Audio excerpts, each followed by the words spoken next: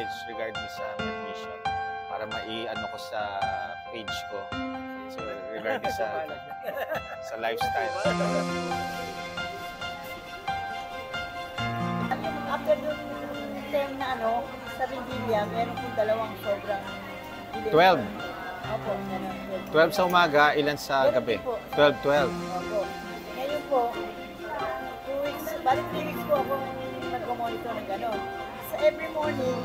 So, naka-insulin na ba kayo ngayon? Opo, bali 3 weeks na po ako nag-insulin dahil ayoko po kasi mag-stay sa hospital. Pero 5 days po ako lang monitor po yung sugar ko. Eh ngayon sabi ko po, pwede po ba sa bahay na po ako mag-monitoring yung sugar ko. Okay, yes. Ngayon, insulin ko gamit ko. Twice po a day ang ginagawa Ano yung insulin nyo? 70-30. Kalahati lang or... Hindi. Kasi natatakot ko baka bigla bumagsak. Yes. Okay. As po yung sinasabi ko po, nag-58 ako.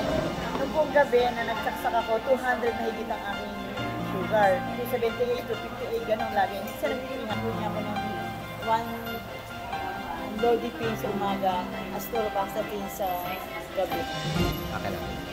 Ano yung losartan nyo? 50 o 100? Sakit? Dito? So dito masakit. Dito hindi. Okay.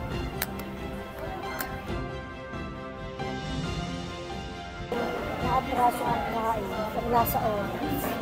Hindi lang lalata. Ayun. Okay. Ilan taon na po tayo, Nay? 7. Wow!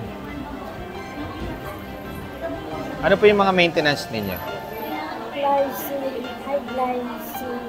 Glycoside? Ito. So, hindi masakit siya. Pero pagka... Ito, wala. So, basta ano lang po siya yung parang ngalay po ganun. Okay. Nagbubuhat ba kayo na mabibigat?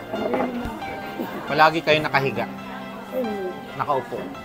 Opo. Ilang... po kasi nagwe-welding po kasi po. Ayun, okay. Naka-steady lang po. 2 hours lang nakaupo, kailangan mo nang tumayo.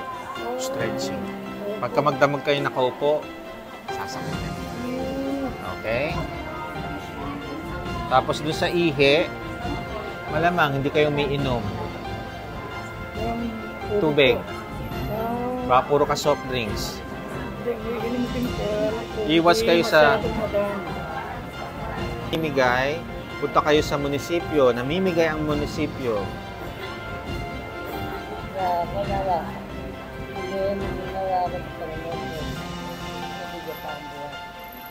Ang buhay naman natin, no? Nasa sa inyo yan. Okay? Kung kayo ang gagawa ng ano. Pero, sige. Bigyan ko kayo ng maintenance. Pagka naubos, pupunta tayo sa barangay kasi libre po yun. Ha? Huwag nyo kakalimutan. Libre ang gamot sa barangay.